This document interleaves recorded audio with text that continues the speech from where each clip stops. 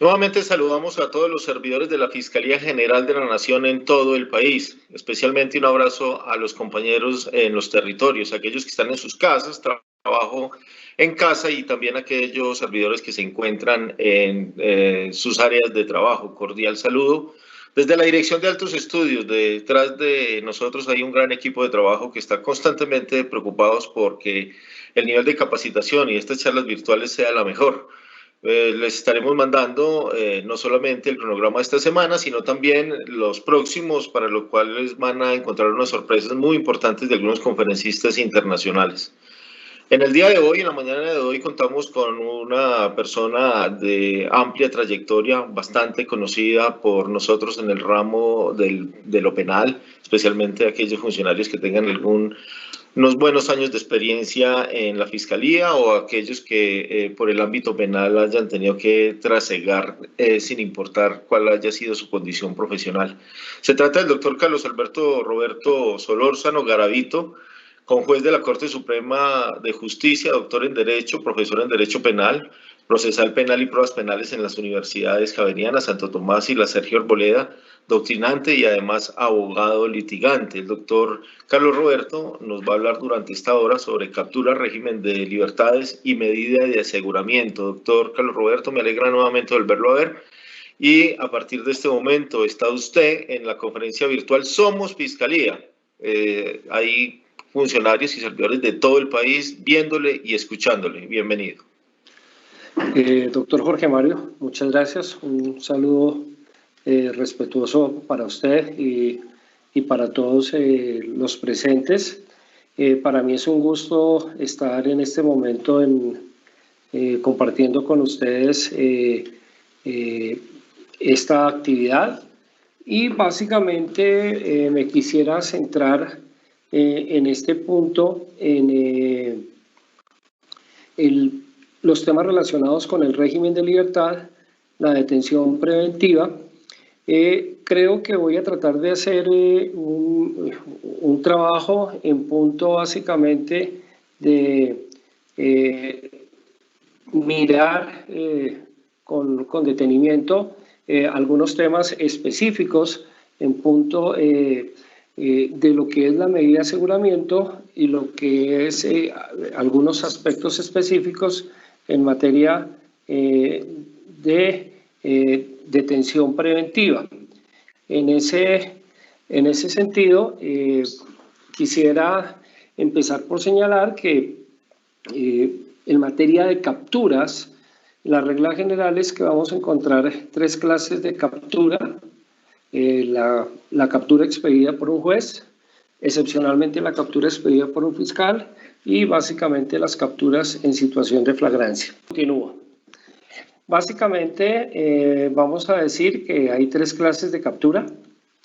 La captura excepcional expedida, la regla general es que la captura es ser expedida por un juez de control de garantías y excepcionalmente la captura puede ser expedida por el fiscal o en situación de flagrancia. Sobre esto no voy a hacer mayores referencias, simplemente quiero señalar en punto del fiscal, que si el fiscal expide la orden de captura, esa orden de captura que va a expedir el fiscal solamente se podrá realizar en la medida en que no haya sido posible lograr que un juez de control de garantías expida la orden de captura, y cuando digo que no haya sido posible lograr que un juez de control de garantías expida la orden de captura, estoy haciendo referencia a que no haya tenido acceso al juez de control de garantías. Y en ese sentido debe quedar claro que lo tendrá que hacer básicamente en la medida que existan razones de urgencia que exijan la expedición de esa orden de captura. Naturalmente debe quedar claro que si la orden de captura la expide un fiscal, con posterioridad, en el momento en que se legalice la captura de la persona, el juez de control de garantías va a hacer un acto de control, porque es un control material desde dos puntos de vista, tanto respecto de la orden expedida por el fiscal como respecto del propio acto de aprehensión. Y debe quedar claro además que si hubo esa orden de captura y se hizo efectiva la aprehensión, pues básicamente vamos a decir que se tendrá que poner a la persona a disposición del juez de control de garantías a más tardar en un término de 36 horas. Pero recordando lo que ha planteado tanto la Corte Constitucional como la Corte Suprema de Justicia, en punto de que ese será el término máximo para poner a la persona a disposición del juez de control de garantías, pero si se pudiera poner antes, así se deberá colocar a la persona a disposición del juez de control de garantías. Debe quedar claro, además, en ese sentido, que si la persona va a ser aprendida, a esa persona se le tienen que leer los derechos del capturado una vez ha sido aprendido, y además tiene que hacerse firmar la llamada acta de buen trato. Cuando el juez le va a solicitar al juez de control, cuando el fiscal le va a solicitar al juez de control de garantía una orden de captura, cuando haya motivos suficientes de conformidad con el artículo 221 del Código de Procedimiento Penal para creer que la persona investigada es autor o partícipe del delito investigado. Y naturalmente, en ese sentido, debe quedar claro que el fiscal tendrá que argumentar la solicitud de esa orden de captura. En punto de esa orden de captura, y aquí voy a pasar básicamente en unos puntos que me interesa hacer énfasis, esa orden de captura va a implicar que se tiene que legalizar y se tiene que argumentar ante el juez de control de garantías los motivos por los cuales se hace necesario la aprehensión. Es obligación por parte del fiscal que argumente la solicitud de esa captura, señalando las razones por las cuales se requiere la captura de la persona. Y en ese sentido, como en todas las solicitudes que va a hacer la Fiscalía, tiene que señalarse las razones de idoneidad, las razones de necesidad, las razones de proporcionalidad y las razones de urgencia. Debemos recordar que siempre que se acude ante un juez de control de garantías y la Fiscalía va a hacer una solicitud, en todo caso que la Fiscalía haga la solicitud, la Fiscalía tiene que argumentar, hacer ese test de proporcionalidad. Quiero señalar en ese punto que el test de proporcionalidad se va a plantear frente a todas las actuaciones que realice la Fiscalía cuando acuda ante un juez de control de garantías. En este punto quiero señalar que si la Fiscalía va a realizar diligencias de aquellas que requieren, por ejemplo, un control previo, como podría ser una búsqueda selectiva en base de datos, para que el juez de control de garantías autorice la realización de esas diligencias de búsqueda selectiva en base de datos, tendrá que hacer ese test de proporcionalidad en términos de idoneidad, de necesidad, de proporcionalidad en sentido estricto de urgencia, aspectos sobre los cuales voy a hablar más adelante.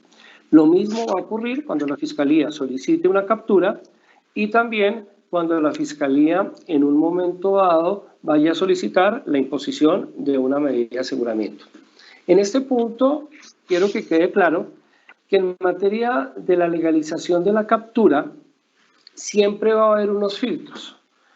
Si la captura fue dada en virtud de situación de flagrancia o por orden de captura excepcional expedida por un fiscal o por orden de captura expedida por un juez, debe quedar claro que tiene que haber unos filtros en punto del proceso de legalización.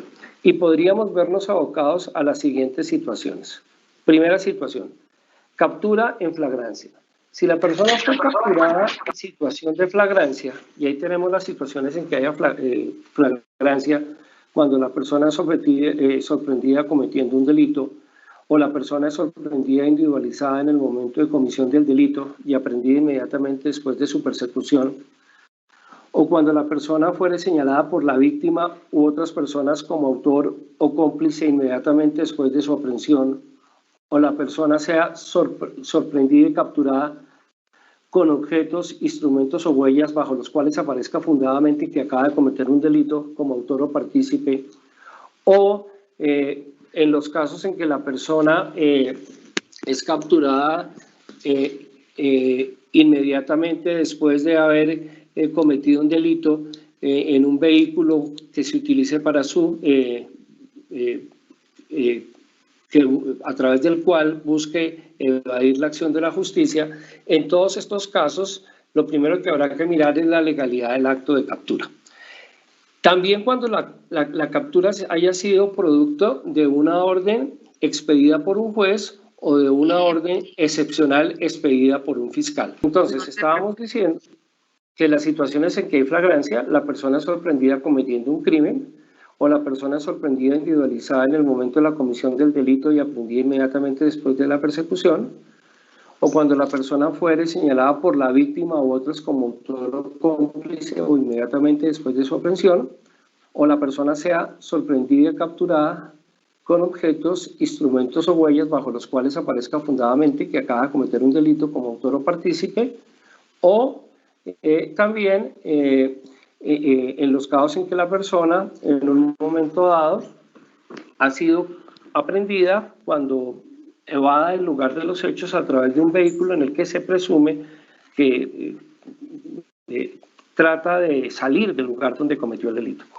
Lo primero que debe quedar claro es que si la persona ha sido capturada, habrá que acudir al proceso de legalización de la captura, pero tenemos que distinguir dos situaciones que son importantes. Si la persona fue capturada en situación de flagrancia y el fiscal considera que la captura es ilegal, el fiscal, a través de una orden escrita y motivada, podrá tomar la decisión de dejar a la persona en libertad, pero solamente en ese caso.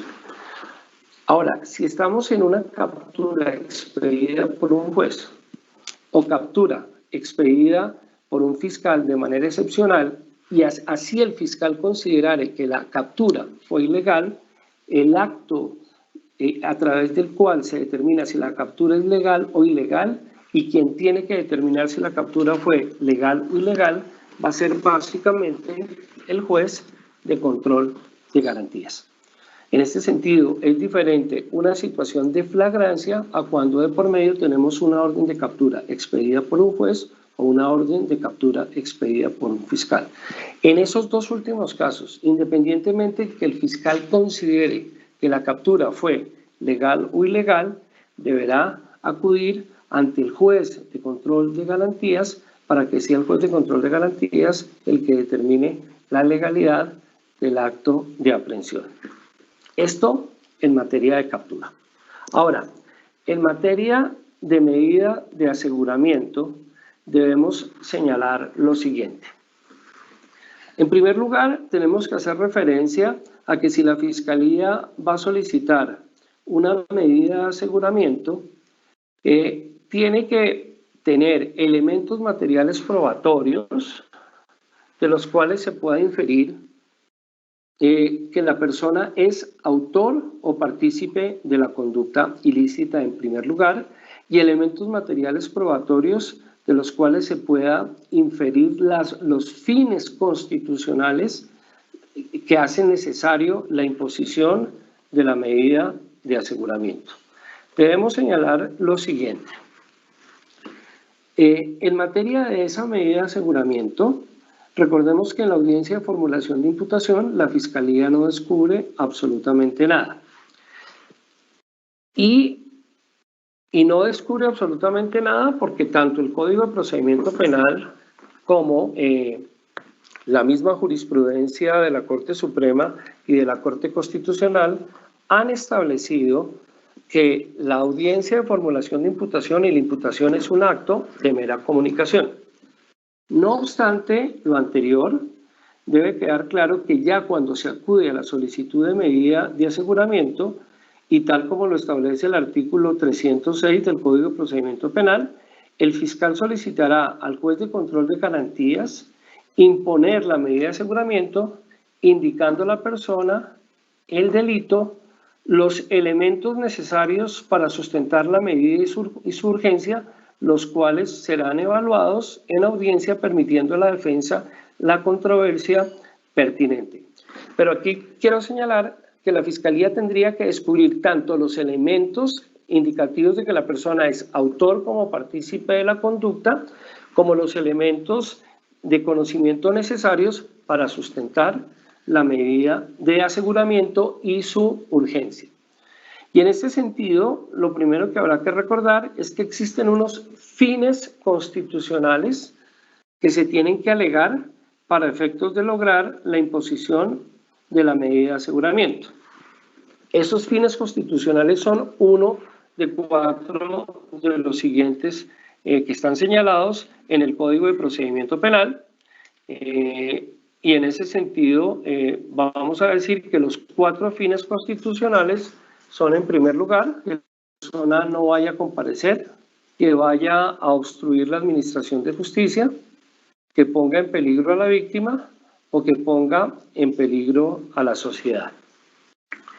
Es necesario que fundamente y que argumente cada uno de los fines constitucionales y que desde ese punto de vista el fiscal acredite las razones de idoneidad, necesidad, proporcionalidad y urgencia en sentido estricto.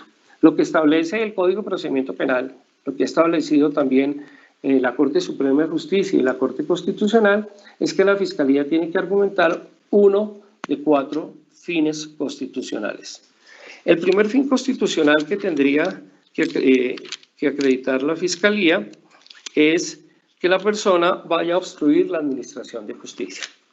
De conformidad con el artículo 309, se entenderá que la imposición de la medida de aseguramiento es indispensable para evitar la obstrucción de la justicia cuando existan motivos graves y fundados que permitan inferir que el imputado podrá destruir, modificar, dirigir, impedir, ocultar o falsificar elementos de prueba o se considere que inducirá a coimputados, testigos, peritos o terceros para que informen falsamente o se comporten de manera desleal o reticente, o cuando impida o dificulte la realización de las diligencias o las labores de los funcionarios y demás intervinientes en la actuación. Frente a cada uno de esos fines constitucionales, y aquí estamos hablando del primero, obstrucción a la administración de justicia, la Fiscalía General de la Nación tiene que realizar un test de proporcionalidad mirando 4 criterios fundamentales. El primer criterio, el de idoneidad; el segundo criterio, el de necesidad; el tercer criterio, el de proporcionalidad en sentido estricto; y el cuarto criterio, el de urgencia. El primer criterio es el de idoneidad. Vamos a decir que la medida de aseguramiento es idónea cuando es adecuada frente al fin constitucional que se está pretendiendo. Vamos a decir en punto de la obstrucción de la administración de justicia o la obstrucción de la justicia, que se podría alegar que la medida de aseguramiento de detención preventiva es idónea frente a una persona que puede obstruir la administración de justicia porque la Fiscalía tiene elementos materiales probatorios de los cuales se puede inferir razonablemente la necesidad, la idoneidad de la medida. Supongamos el caso de una persona que ha sido capturada, que es miembro de una organización delincuencial, y la Fiscalía, dentro de los elementos materiales probatorios a través de los cuales está soportando la medida de aseguramiento, encuentra que esta persona tiene intenciones de destruir elementos que pueden servir a la Fiscalía o, por ejemplo, en la propia diligencia ha realizado amenazas y ha hecho señalamientos en puntos de que tiene cómo comprar testigos. Habría un tema clarísimo de obstrucción de la administración de justicia. Entonces, la Fiscalía, si va a solicitar la medida de aseguramiento, tiene que argumentar uno de los 4 fines constitucionales, que son no comparecer, obstruir la administración de justicia, poner en peligro a la víctima o poner en peligro a la sociedad. En punto de la protección a la comunidad y lo que es la continuación de la actividad delictiva, la Corte Suprema de Justicia, y hay varias decisiones, una del año 2004 con ponencia del profesor Álvaro Orlando Pérez Pinzón, señala que la protección de la comunidad y la continuación de la actividad delictiva, como reiteradamente lo ha precisado la Sala, son conceptos que se pueden asimilar en tanto a la sociedad solo podría brindárseles amparo sustrayendo de su seno a quien fundamentalmente se considera que persistía en observar conductas que la afecten porque deterioran la convivencia pacífica y la vigencia del orden justo, fines esenciales del Estado a cuya realización las autoridades de la República están obligadas a contribuir. En ese mismo sentido, se ha señalado que hay que plantear, como lo decíamos, un test de proporcionalidad. Ya mirábamos el criterio de necesidad, de idoneidad. El criterio de necesidad que va a implicar demostrar que la medida de aseguramiento de detención preventiva es necesaria, es decir, que no es suficiente frente al fin constitucional que se está planteando, las llamadas medidas de aseguramiento no privativas de la libertad.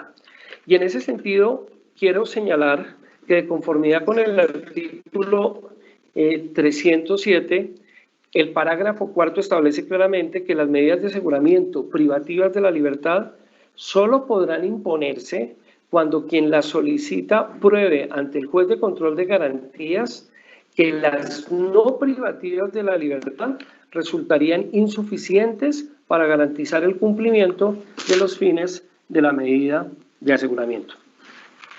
Y digamos que a partir de las últimas reformas en materia del Código de Procedimiento Penal, el criterio de necesidad va a jugar un papel fundamental, porque fíjense que la Fiscalía General de la Nación solo podría solicitar la imposición de la medida de aseguramiento de detención preventiva si y solo si las medidas de aseguramiento no privativas de la libertad no sean suficientes para la imposición de la medida de aseguramiento. La pregunta es si se hace necesario que la Fiscalía coja medidas de aseguramiento no privativas de la libertad, cada una para mostrar que no son suficientes. La respuesta sería que en términos generales la Fiscalía tiene que entrar a determinar que las medidas de aseguramiento no privativas no son suficientes y que en consecuencia se hace necesaria la medida de aseguramiento privativa de la libertad. La proporcionalidad en sentido estricto lo que va a entrar a determinar es que hay que hacer un nivel de ponderación entre dos aspectos. Fines de la medida de aseguramiento versus los derechos de la persona que está siendo afectada. Es decir, se tiene que ponderar, por ejemplo, qué debe primar, si el fin de la medida versus los derechos del procesado. Y obviamente, dependiendo de la circunstancia, se tendrá que establecer con mucha fuerza que deben ponderar los fines de la medida versus los derechos de esta persona que se pueda ver afectada en sus derechos por la imposición de una medida de aseguramiento. Y el último criterio es la urgencia. Es necesario que la Fiscalía acredite la necesidad de urgencia de esa medida de aseguramiento en la medida en que si no se impone esa medida de aseguramiento se pondrá en peligro a la víctima o a la sociedad hacia el futuro, o se va a obstruir la administración de justicia o la persona no va a comparecer. Cada medida de aseguramiento que se argumente tiene que tener una conexión directa con el fin constitucional que se está defendiendo. Yo impongo la medida de aseguramiento, una medida de aseguramiento específica, porque frente al fin constitucional que estoy defendiendo, se hace necesario la imposición de la respectiva medida de aseguramiento. Ahora, como ya lo indicábamos, hay unos fundamentos constitucionales. La medida de aseguramiento más importante es la medida de detención preventiva. Y en ese sentido, si bien como lo establece el artículo 28 de la Carta Política, toda persona tiene derecho a su libertad y su restricción es excepcional, hay unos fundamentos en el punto de Declaración Universal de Derechos Humanos. Hay los artículos 1, 3, 4, 9 y 13 de la Declaración Universal de los Derechos Humanos o la Declaración Americana de los Derechos y Deberes del Hombre, que parten, que están integrados a la Carta Fundamental. Lo mismo ocurre con los pactos internacionales de derechos civiles y políticos y con la Convención Americana sobre Derechos Humanos, en la medida en que la regla general va a ser una afirmación de la libertad. Por eso es que vamos a decir que la regla general de la libertad y su excepción es la previsión o restricción, que en materia de esas medidas de aseguramiento, lo tenemos claro todos, y vamos a encontrar medidas de aseguramiento privativas y no privativas de la libertad. Ya sabemos que las medidas de aseguramiento privativas de la libertad son básicamente la detención preventiva en el establecimiento de reclusión y la detención preventiva en la residencia señalada por el imputado, que quien solicite una medida de aseguramiento de detención preventiva debe demostrar que las medidas no privativas de la libertad no resultan suficientes para garantizar el cumplimiento de los fines de la medida, y además que esa solicitud debe ir acompañada de los elementos de conocimiento necesario para sustentar la medida de su urgencia en punto de los 4 criterios que ya hemos visto en materia de ese test de proporcionalidad, como son la idoneidad, la necesidad, la proporcionalidad y la urgencia. Es decir, las normas que restringen la libertad tienen un carácter excepcional y su aplicación debe ser necesaria, adecuada, razonable y proporcional. Y fijémonos que la regla general es la afirmación de la libertad. La regla general sería que a lo largo del proceso la persona no debe estar sometido a medidas de aseguramiento. Esto en la medida en que de una u otra manera la medida de aseguramiento va en contravía de esa presunción de inocencia. Y fijémonos cómo incluso frente a el delito más grave podríamos estar en circunstancias en las que podríamos concluir que a pesar de que la persona cometió un delito muy delicado, no necesariamente hay lugar a imponer la medida de aseguramiento. Pongamos un ejemplo sencillo. Calculemos que un marido encuentra a su mujer siéndole un poquito infiel y entra en cólera y decide matarla porque la encuentra con el amante, la mata a ella y mata al amante, y a renglón seguido se entrega a la fiscalía, se acerca a la fiscalía, va a la unidad de reacción inmediata y le dice al fiscal: acabo de matar a mi mujer, acabo de matar al amante. Es más, si usted manda ya funcionarios de policía judicial, va a poder observar que los cadáveres, y podrán, si quieren, hacer de una vez el levantamiento del cadáver.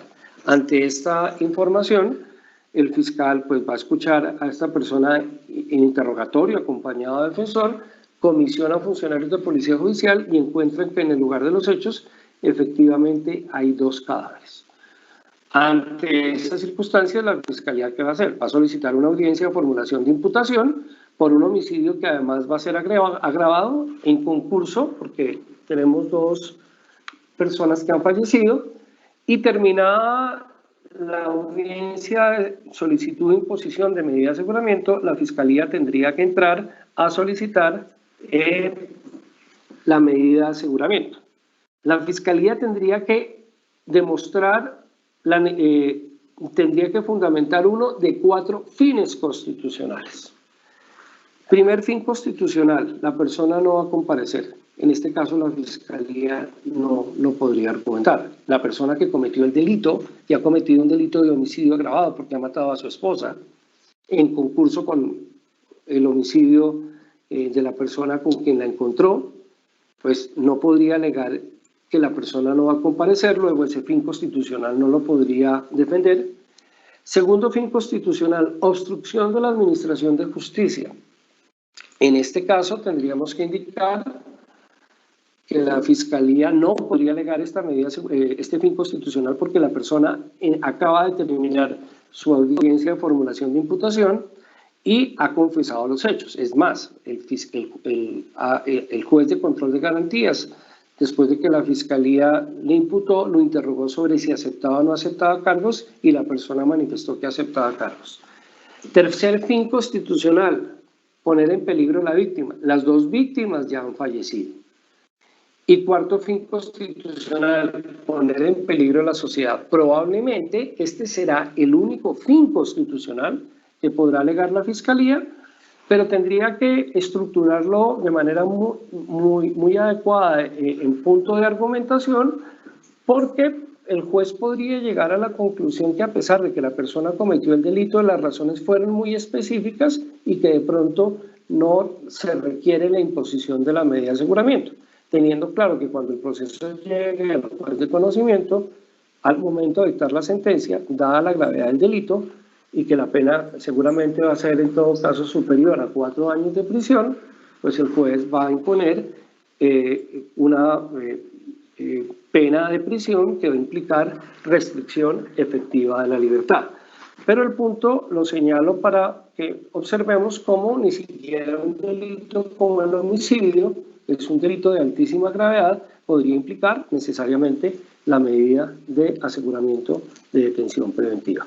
Entonces, en ese sentido, debe quedar claro que la Fiscalía tiene que acreditar cada uno de los fines constitucionales que va a alegar y tiene que saber argumentar esa medida.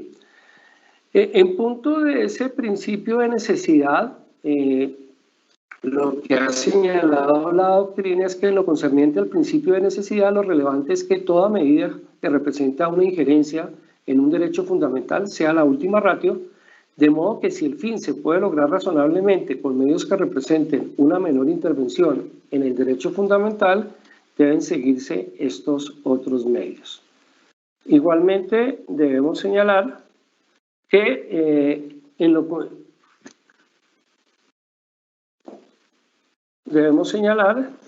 la misma Corte Constitucional ha establecido que la conservación de los elementos materiales y la evidencia física, al igual que la protección de la comunidad de las víctimas, esta solicitud debe estar acompañada de los elementos de conocimientos necesarios para sustentar la medida de su urgencia, así lo ha establecido la Corte Constitucional en la sentencia C-1198 del 2008, y además, como lo ha hecho la propia Corte Interamericana de Derechos Humanos, en el caso, por ejemplo, Norín Catrimán y otros, respecto al pueblo chileno, en un caso de miembros activistas del pueblo indígena mapuche, que las medidas deben ser necesarias, es decir, es preciso que sean absolutamente indispensables para conseguir el fin deseado y que no exista una medida menos gravosa con respecto al derecho intervenido entre todas aquellas que cuentan con la misma modernidad para alcanzar el objetivo propuesto. En este punto de las medidas de aseguramiento, quisiera señalar qué es lo que seguramente tendrá que argumentar el fiscal al momento de la solicitud de la imposición de la medida de aseguramiento. Sobre esto quiero tratar de hacer énfasis en los aspectos más importantes en punto de la medida de aseguramiento, pero digamos que si el fiscal va a argumentar la medida, tendría que tener en cuenta lo siguiente. La mejor forma para que el juez de garantía imponga la medida de aseguramiento al capturado va a implicar que la Fiscalía argumente su necesidad, por ejemplo, teniendo en cuenta el mayor número de criterios establecidos en el artículo 310 de la Ley 906, que es lo que hace referencia al peligro para la comunidad. Recuerden que el artículo señala que para estimar si la libertad del imputado representa un peligro futuro para la seguridad de la comunidad, además de la gravedad y modalidad de la conducta punible, el juez debe valorar las siguientes circunstancias. Primero, la continuación de la actividad delictiva o su probable vinculación con organizaciones criminales. Segundo, el número de delitos que se imputan y la naturaleza de los mismos. Tercero, el hecho de estar disfrutando un mecanismo sustitutivo de pena privativa de la libertad por delito doloso preterintencional. Cuarto, la existencia condenatoria vigente por delito doloso preterintencional. Quinto, cuando se utilicen armas de fuego o armas blancas. Sexto, cuando el punible sea por abuso sexual por menor de 14 años. Y séptimo, cuando haga parte o pertenezcan a un grupo de delincuencia organizada. Debo recordar en este punto que la Corte Constitucional ha sido clara en señalar que la gravedad y modalidad de la conducta punible per se no son suficientes en un momento dado para lograr la imposición de la medida de aseguramiento. Entonces, en este punto, entre más circunstancias se aleguen, seguramente va a ser más fácil argumentar la medida. Es decir, entre más factores se argumenten, es más claro que se logrará la imposición de la medida, pero además tenemos que señalar que hay delitos que por su naturaleza implican una violencia sobre las personas que podrían en un momento alegarse señalando las circunstancias específicas en que se cometió para lograr la medida de aseguramiento. Por ejemplo, alegar que se imputó el concierto para delinquir en concurso con tentativa de homicidio y hurto agravado y calificado. La continuación de la actividad delictiva o la posible vinculación con organizaciones criminales. Aquí juega la imputación, por ejemplo, del concierto para delinquir. El hecho de que la persona pertenezca a una organización criminal por se sería un elemento adicional que podría mostrar la peligrosidad, y en ese sentido, por ejemplo, si pertenece a bandas dedicadas al hurto de celulares o al atraco en residencias o entidades bancarias, sería un elemento adicional para pensar en un momento dado en que se podría lograr la imposición de las medidas de aseguramiento. La continuación de la actividad delictiva o posible vinculación con organizaciones criminales. Tendríamos que decir que al ser miembro de un grupo de delincuencia organizada se hace necesaria la medida de aseguramiento porque se pone hacia el futuro en peligro a la sociedad, porque es claro que se continuarán cometiendo estas actividades delictivas. Entonces tendría que tenerse varios elementos indicativos de que la persona ha cometido el delito.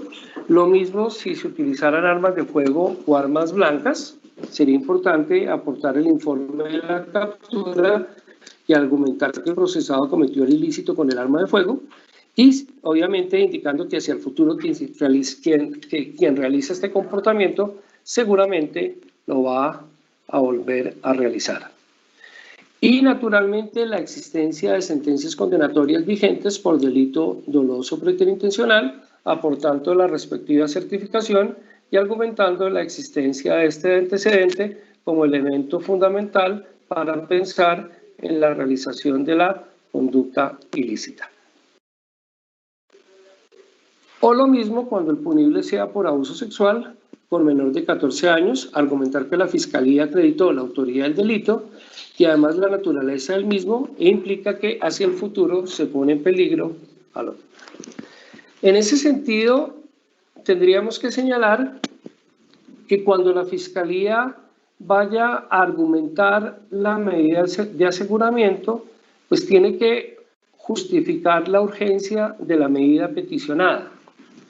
Pero en ese sentido sería importante que en la sustentación, pues claramente haya individualizado o identificado al imputado, haya hecho una enunciación del delito, haya hecho una inferencia razonable de autoría o participación, y en esto quiero ser muy claro. Recuerden que si bien en la audiencia de formulación de imputación, la Fiscalía General de la Nación imputa unos hechos con un contenido jurídicamente relevante, pero en esa audiencia de formulación de imputación la Fiscalía no descubre nada, es necesario que en la audiencia de solicitud de medida de aseguramiento haga esa inferencia razonable de autoría o participación y exponga los hechos jurídicamente relevantes.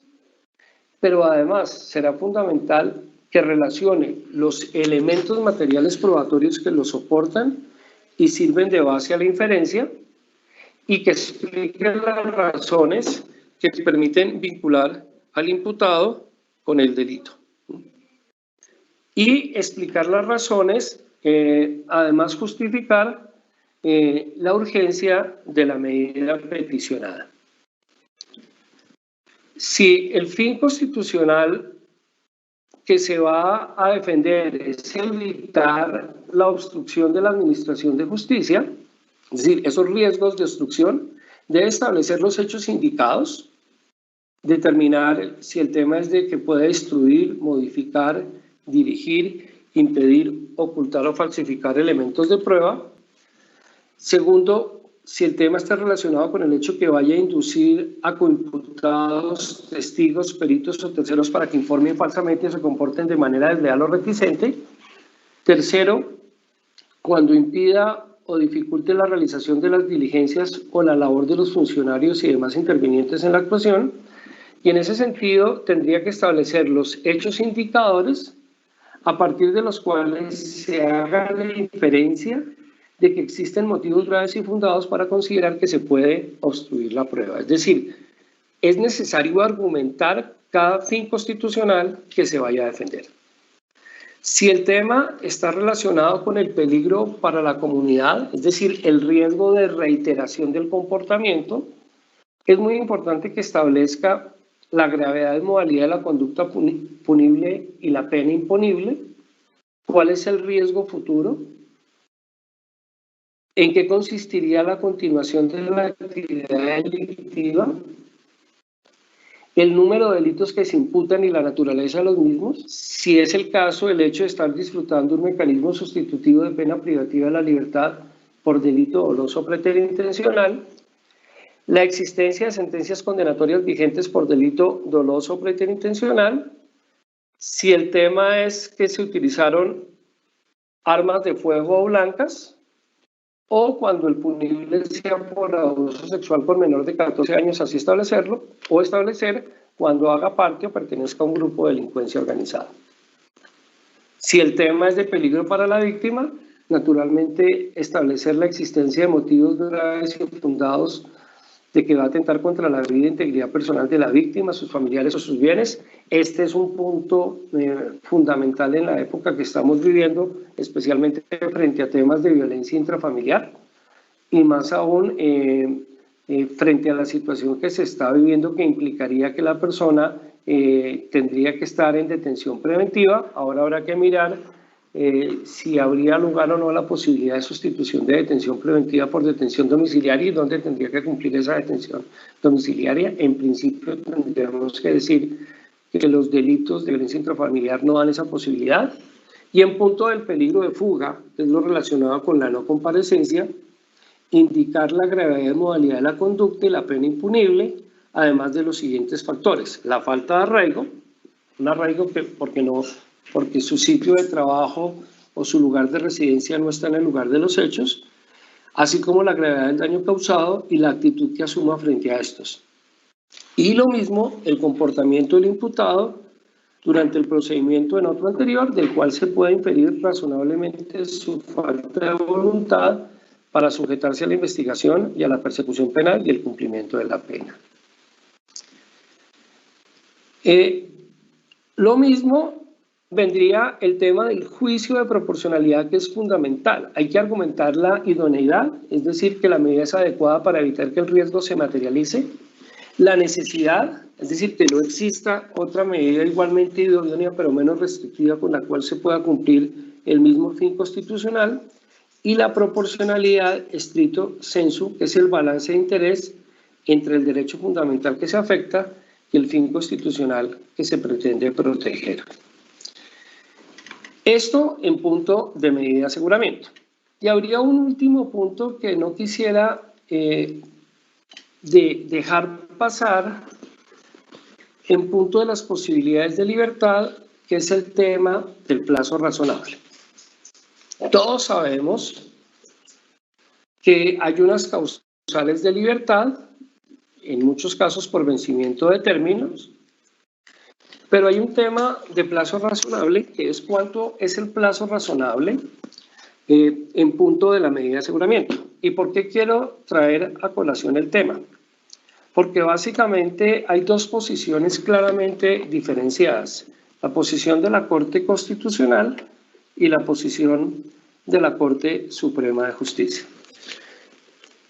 En punto del plazo razonable, el tema es cómo se interpreta el artículo 307 de la Ley 906 de 2004, que establece que, como regla general, las medidas de aseguramiento privativas de la libertad no podrán exceder de 1 año. No obstante esta circunstancia, ha habido una situación especial en punto de la forma como la Corte Constitucional y como la Corte Suprema han interpretado el tema. De hecho, la Corte Suprema de Justicia, en un caso fallado en octubre del año pasado, del cual tuve la posibilidad de conocer, porque como juez de la sala hice parte de la sala que tomó la decisión, decidía la libertad de un juez, donde la defensa señalaba que la persona tenía derecho a la libertad, alegando que de conformidad con interpretación de la Corte Constitucional, ese plazo de 1 año se tenía que contar desde el momento de la imposición de la medida de aseguramiento hasta el momento en que se dictara la sentencia de segunda instancia. Y en este caso, el tiempo había transcurrido en su concepto. La situación en este caso, ¿cuál era? A lo largo del proceso, nunca el juez que estaba investigado por prevaricato había sido privado de la libertad, sino que la privación de la libertad se hizo efectiva como consecuencia del sentido del fallo, que fue condenatorio, donde el juez penal del circuito, al momento de indicar que el sentido del fallo era condenatorio, determinó que la persona debería quedar privada de la libertad, y la discusión radicaba en cómo se contaba ese término. Ese caso llegó a conocimiento de la Corte Suprema de Justicia, y la Corte Suprema de Justicia básicamente señaló lo siguiente. Señaló que la jurisprudencia constitucional en sentencia C-221/2017 es del criterio que el plazo razonable máximo fijado por el artículo 1 de la Ley 1786 de 2016 para evaluar los procesos con personas privadas de la libertad se extiende hasta la audiencia de lectura de fallo de segunda instancia, que para la Corte Constitucional ese término funciona como una cláusula general de libertad a favor del acusado, fundada en un cálculo del tiempo prudencial que toma el trámite del proceso precisamente hasta la adopción del fallo que resuelve la apelación contra la sentencia. De ahí que en criterio de la Corte Constitucional, las medidas de aseguramiento privativas de la libertad no pueden exceder de 1 año, regla fundada en que este término de detención, sin que haya sido resuelta la apelación de la decisión de primera instancia, resulta favorable para que el acusado sea dejado en la libertad. Sin embargo, para la Sala de Casación Penal de la Corte Suprema de Justicia, tal fijación del ámbito temporal de aplicación de la plurimencionada causal genérica de libertad por vencimiento del plazo máximo razonable, sin que el detenido haya sido juzgado, se ofrece errónea. Por una parte, dice la Corte Suprema, se advierte una equivocada equiparación de lo que significa ser juzgado en los términos del artículo 7.5 de la Convención Americana de Derechos Humanos, norma que consagra la causal de libertad por vencimiento del plazo razonable con la duración del proceso como tal, y por otra, a la hora de interpretar el artículo 1 de la Ley 1786 de 2016, únicamente se acudió a una interpretación subjetiva de la norma, guiada por el método histórico, sin consideración de importantes razones sistemáticas y teleológicas suficientemente depuradas por la jurisprudencia especializada de la Corte concerniente a la vigencia de las medidas de aseguramiento desde la perspectiva material de su fundamento procesal. La Corte ha dicho de manera pacífica y retirada que en consideración a la naturaleza cautelar de la detención preventiva, así como en vista de las finalidades que sirven en el proceso, Tal medida de aseguramiento tiene vigencia hasta que se profiera la sentencia de primera instancia, si el proceso es tramitado por la Ley 600 de 2000, o hasta la lectura del fallo de primera instancia, si se aplica la Ley 906 de 2004. Y en ese sentido debe quedar claro lo siguiente. Este caso permitió que la Sala de Casación Penal distinguiera dos situaciones. Una es la privación de la libertad como consecuencia de la medida de aseguramiento de detención preventiva, y otra es la privación de la libertad como consecuencia de hacer efectiva la sentencia de naturaleza condenatoria. Aquí la Corte Constitucional señaló, aquí la Corte Suprema de Justicia señaló que en este caso el juez no tenía derecho a la libertad porque la privación de la libertad se había dado no en punto de una medida de aseguramiento de detención preventiva, que nunca la tuvo, sino en punto de una medida no de una medida de aseguramiento, sino en punto del cumplimiento de una pena. Y la Corte en ese sentido considera que el término de detención preventiva, el plazo razonable, se tiene que contar desde el momento en que se impone la medida de aseguramiento hasta el momento del sentido del fallo. Creo que en términos generales he tratado de hacer una presentación sobre los aspectos más relevantes.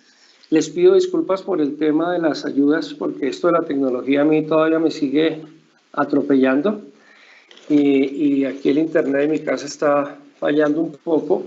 No sé si sería conveniente dar espacio para el tema de preguntas, entonces quedaría un poco pendiente en ese aspecto. Claro que sí, muchísimas gracias por la intervención. Tranquilo por los aspectos técnicos, pudimos recibir la información que era lo más valioso e importante. Entonces iniciamos las preguntas del público. La primera pregunta sería, ¿en algún caso se podría solicitar una medida privativa restrictiva de la libertad en casos con pena menor de 4 años? La respuesta categóricamente es no.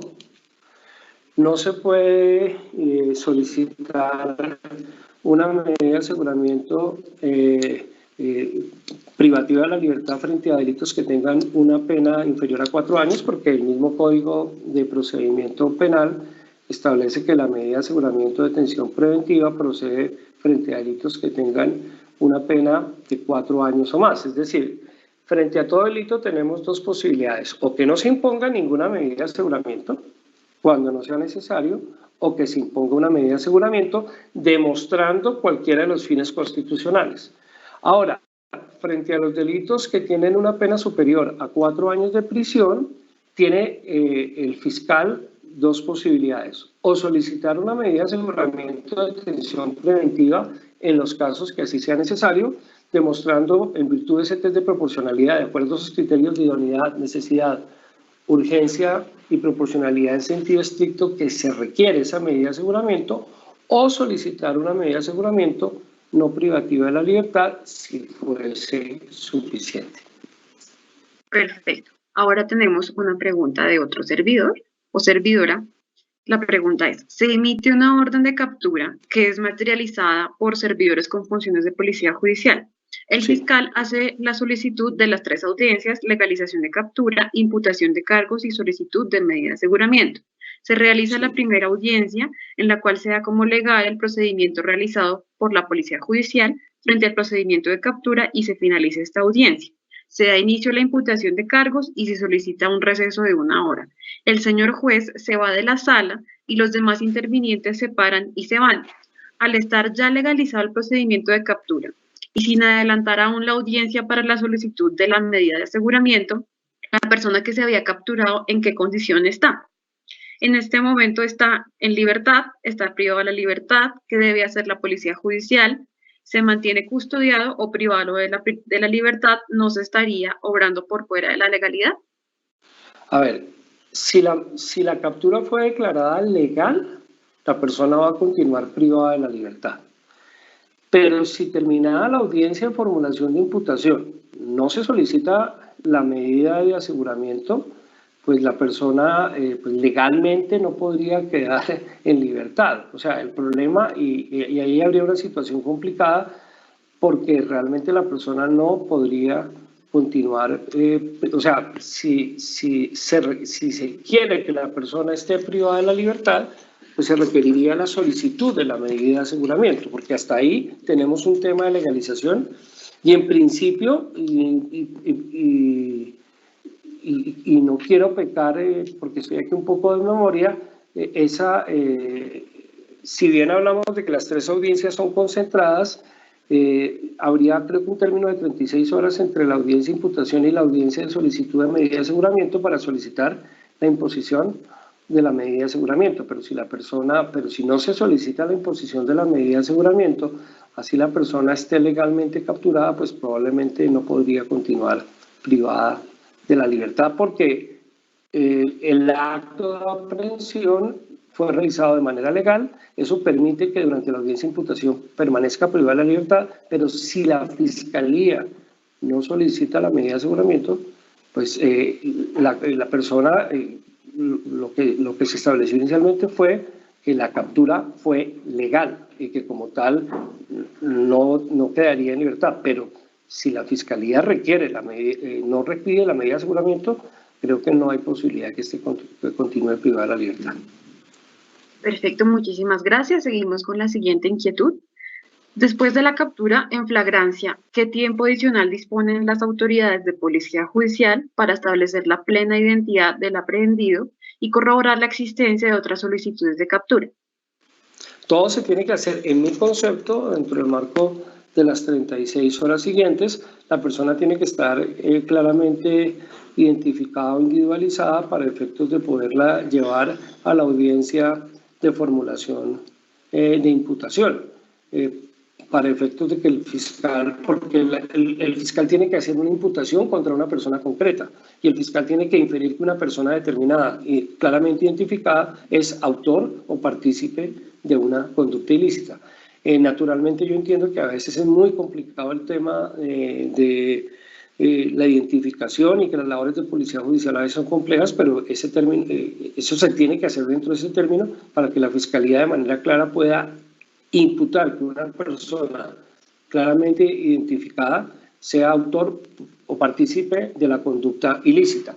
De hecho, fíjense que cuando uno avanza más en el proceso y se hace más adelante las famosas estipulaciones probatorias donde se estipula plena identidad, la misma Corte Suprema de Justicia ha dicho que esa es una estipulación que no tiene mucho sentido, porque para que la Fiscalía incluso acuse, tiene que tener claramente identificada a la persona individualizada. Entonces no tiene mucho sentido hacer imputación, temas de plena identidad en ese sentido. Perfecto, muchas gracias. Seguimos con la siguiente inquietud. ¿Podrían existir factores o circunstancias adicionales a las del artículo 310 para acreditar el peligro para la comunidad? Perdónenme un minutico que mi computador se está quedando sin carga. Discúlpeme 2 segundos y me pongo a cargar.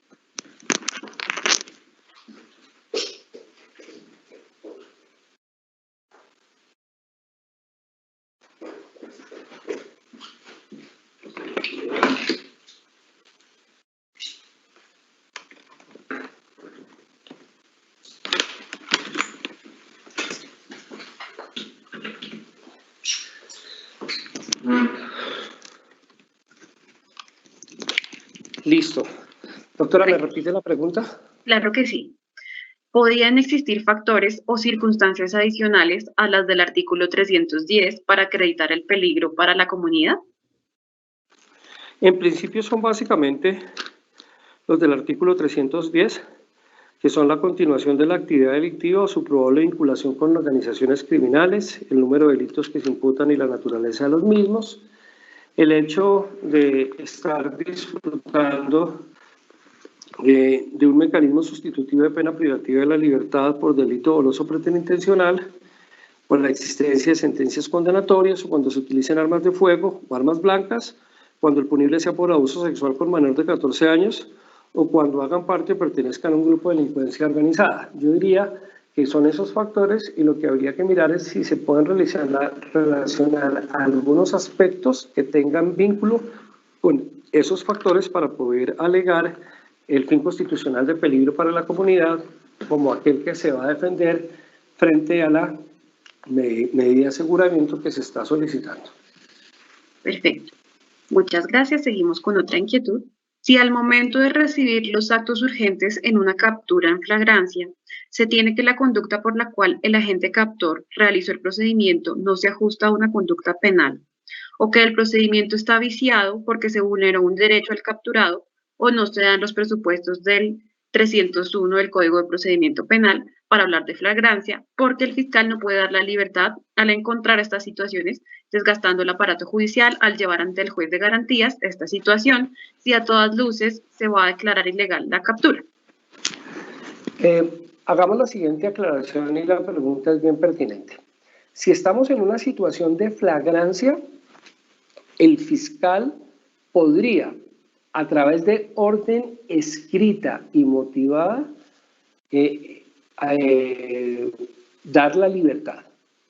El antecedente de esta situación obedece a un caso fallado por la Sala de Casación Penal de la Corte Suprema de Justicia ya hace varios años, donde, y si la memoria no me falla, en un caso que ocurrió en Popayán, la policía capturó a una persona porque lo encontraron que tenía un canguro, y dentro del canguro tenía unas papeletas con estupefacientes en una requisa normal, y el fiscal estimó que la captura había sido legal y a través de una orden verbal y sin motivación, el fiscal lo dejó en libertad.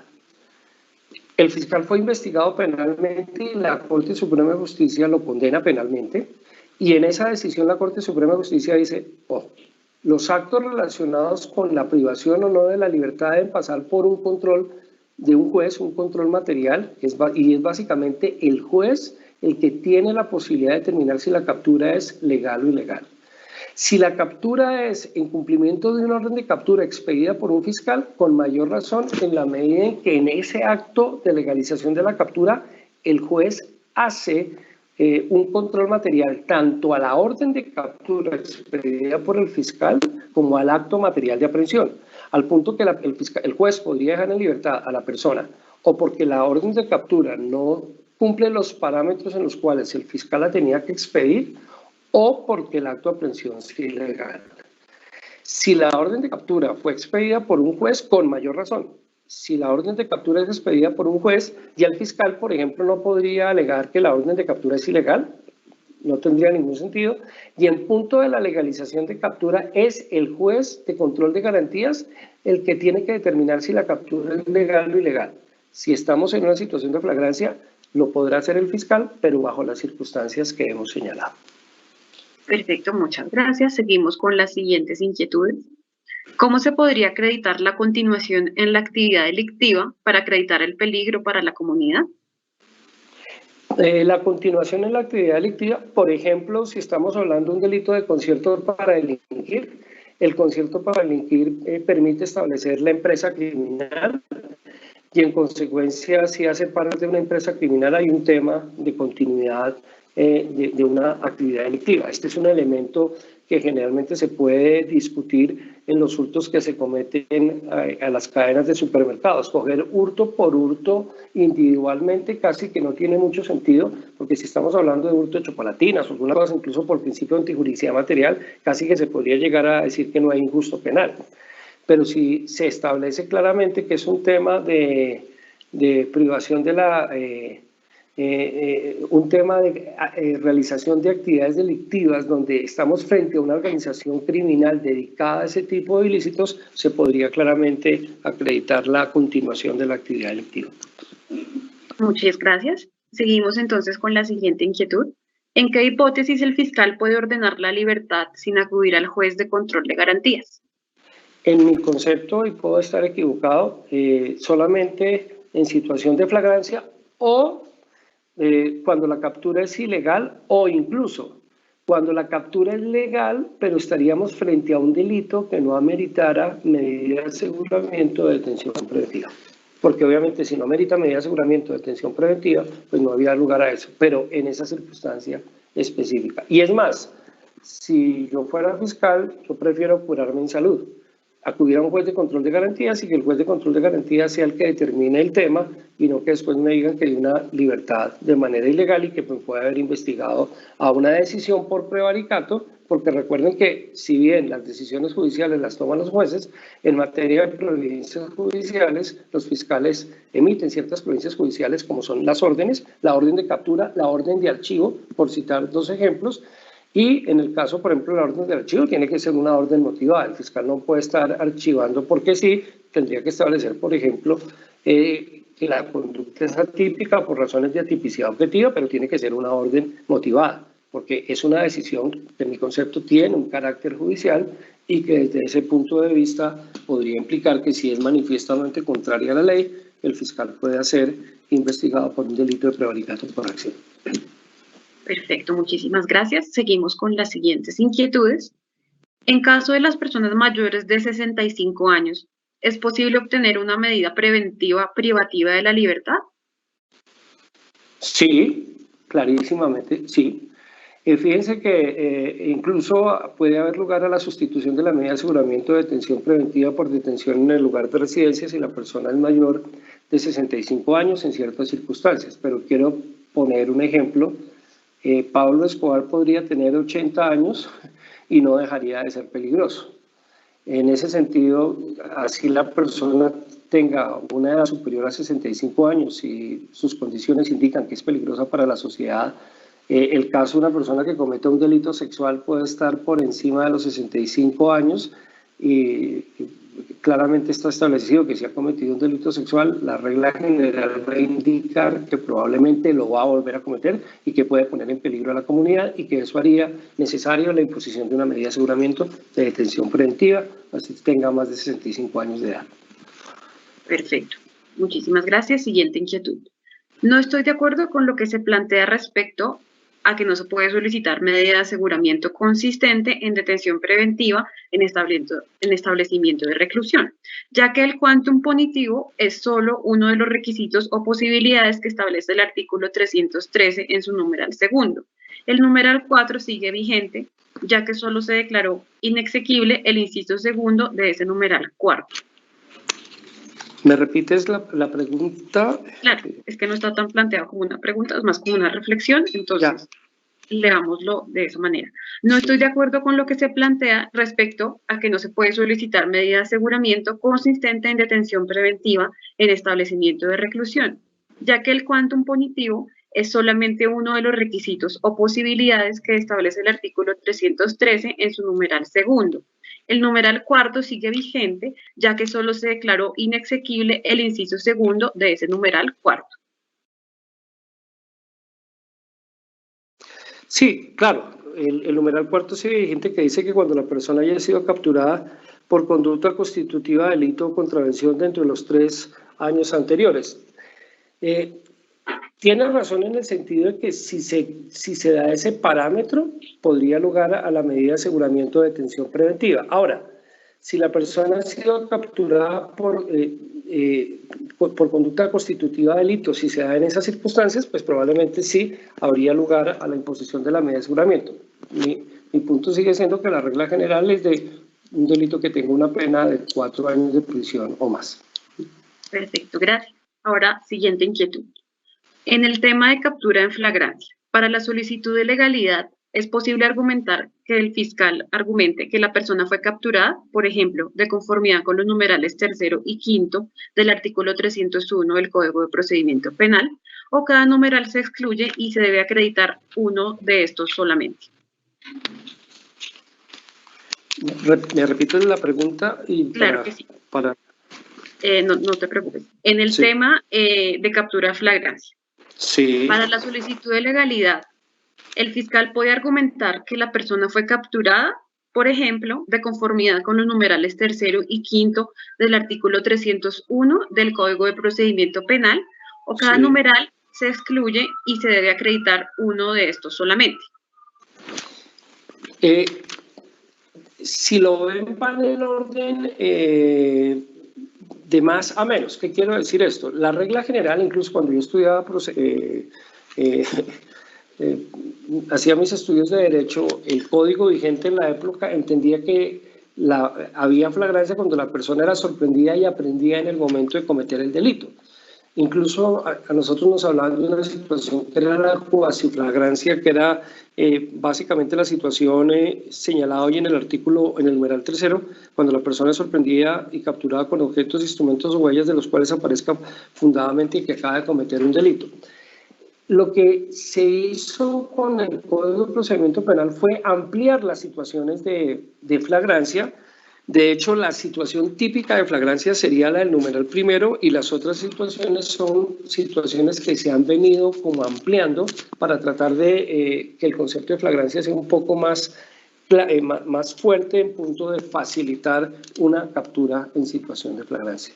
Entonces no es un tema de exclusión, sino básicamente que son situaciones un poco distintas que han venido complementando el tema. Perfecto. Ahora tenemos nuestra última pregunta. ¿Por qué se allegan los antecedentes del indiciado para solicitar medidas de aseguramiento si estamos ante un derecho penal de acto y no de autor? Pues es una pregunta muy bonita.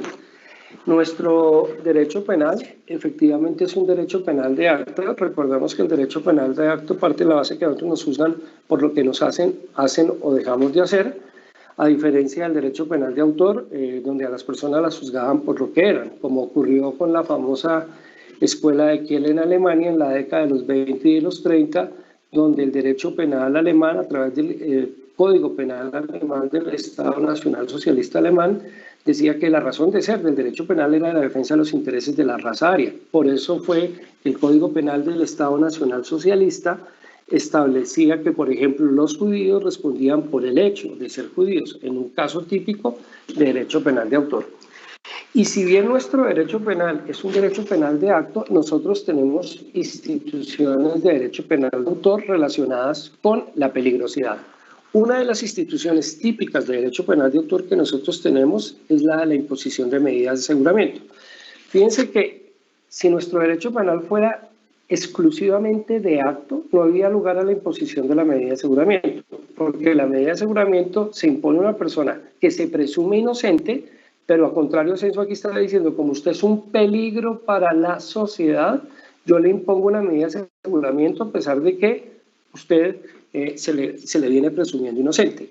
A contrario censo, si uno ve la medida de la suspensión condicional de la ejecución de la pena, es una medida típica de derecho penal de autor y no de acto. ¿Por qué? Porque el juez a una persona la condena. Como le impone una pena que es inferior a 4 años de prisión, si no tiene antecedentes penales, el juez tiene que presumir. Y digo que tiene que presumir porque es una imposición que establece el código, que la persona no es peligrosa para la sociedad y en consecuencia le suspende la imposición de la pena y lo deja en un periodo de prueba. Es decir, nuestro derecho penal es de acto, pero nosotros también tenemos instituciones típicas de derechos penal de autor. Una es precisamente las medidas de aseguramiento, otra es la suspensión condicional, otra, por ejemplo, la libertad condicional. Cuando el Estado le dice, si usted cumple las 3/5 partes de las penas, o cuando ha dicho, usted cumple las 2/3 partes de las penas, y usted ha demostrado un buen comportamiento, la sociedad le permite a usted lo que le falta de pena cumplirla por fuera del establecimiento carcelario, porque usted ha demostrado que se ha adaptado para la sociedad. Es decir, no es un peligro para la sociedad. Entonces, básicamente, esa es la razón. Perfecto, muchísimas gracias. Ya sería el final de las preguntas. Doctor Carlos, muchísimas gracias por la intervención, por acompañarnos en este espacio virtual y gracias a todos nuestros participantes y asistentes. Es muy importante contar con su presencia virtual en este espacio y los invitamos a que nos sigan acompañando en los siguientes días. Tenemos 2 charlas, recuerden, en la mañana y en la tarde. En la tarde de hoy tendremos nuestra charla de aspectos psicológicos de la violencia intrafamiliar, porque las víctimas no dejan a su agresor.